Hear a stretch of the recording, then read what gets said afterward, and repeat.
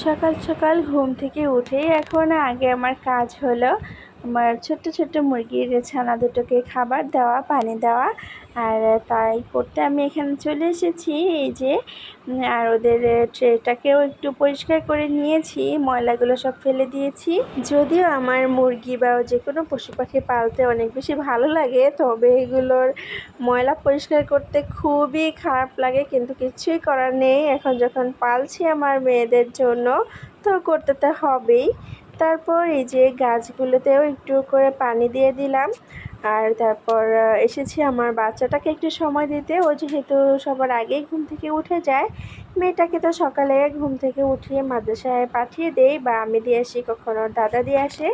তারপর বাচ্চাটাকে নিয়ে কিছুক্ষণ সময় আমার কাটাতে হয়, এরপরে গিয়ে নাস্তা বানাই। তো এখানে খেলা করছিল, এই যে গাড়িটাতে উঠে দাঁড়িয়ে পড়ছিল।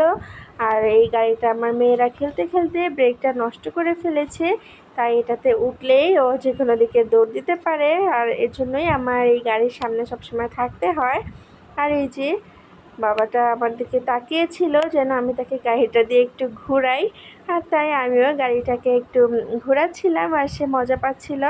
আর মাঝে মধ্যে তো সে গাড়িতে উঠে একা একাই গাড়ি নিয়ে চড়তে থাকে, এক পা দিয়ে গাড়ি চালায়। আর সেটা দেখে আমার ছোটোবেলার কথা মনে পড়ে যায়, যখন আমরা সব ভাই বোনেরা ছোট ছিলাম একসাথে, তখন দেখতাম আমার ভাইদেরকে ওরা সাইকেল চালানো শিখতো, এক পা ভিতরের দিকে দিয়ে এক পা বাইরের দিকে দিয়ে, যেমন ঠেলে ঠেলে সাইকেল চালাতো, ঠিক ওইভাবে করে আমার বাচ্চাটাও ঠেলে ঠেলে এই গাড়িটাকে চালায়। আর আজকে ভিডিও শুরুতেই বলে নিচ্ছি, যারা আমার ভিডিওটি দেখছেন তাদের কাছে যদি আমার ভিডিওর কোনো অংশ ভালো লেগে থাকে, তাহলে অবশ্যই আমার চ্যানেলটি সাবস্ক্রাইব করবেন। আর ফেসবুক থেকে দেখে থাকলে অবশ্যই একটা ফলো দিয়ে দিবেন পেজে। আর চাইলে মন্তব্য করে জানাতে পারেন আপনার কাছে ভিডিওটি কেমন লেগেছে।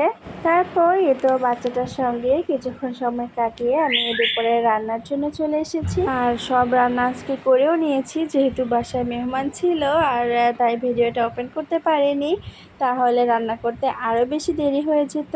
তো আমি মুরগির মাংসটা আলু দিয়ে একটু হালকা ঝোল রেখে রান্না করে নিয়েছি। আর এদিকে করলা ভাজি করেছিলাম ছোট চিংড়ি দিয়ে, আর ডাল রান্না করেছিলাম। তারপর সবার খাওয়া দাওয়া শেষে কিছুক্ষণ রেস্ট নিয়েছিলাম। আর এটা সন্ধ্যার দিকে বাবুটা এখানে সময় পেলেই সে গিয়ে ফ্রিজটাকে জড়িয়ে ধরে রাখবে। আর যখনই ফ্রিজ কেউ খুলতে যায়, সে সবার আগে গিয়ে ফ্রিজের সামনে হাজির হয়।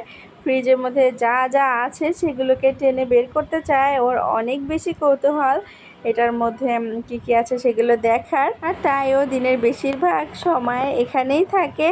আর এই যে এদিকে আইসক্রিমের মোল্ড নিয়ে সে খেলা করছিল, আর তারপর আমার মেয়েটা এদিকে দোল খাচ্ছিল, আর সেই সাথে সেও গিয়ে দোলনায় উঠেছে। ওদের অনেক ইচ্ছা দোলনা চড়া, তবে ঘরের মধ্যে তেমন বেশি জায়গা না থাকায় কি আর করবো, ঘরের একটা কোনায় দুই জানলার সাথে গ্রিলের মধ্যে এইভাবে করে ওড়না বেঁধে দিয়েছিলাম।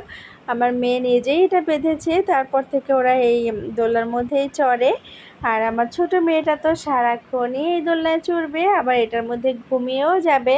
তারপর আবার তাকে নিয়ে বিছানায় শোয়াতে হয়। আর এই তো সন্ধ্যার দিকে মেয়েদেরকে একটু পেয়ারা কেটে দিয়েছিলাম, সেই সঙ্গে আমিও খেয়েছি।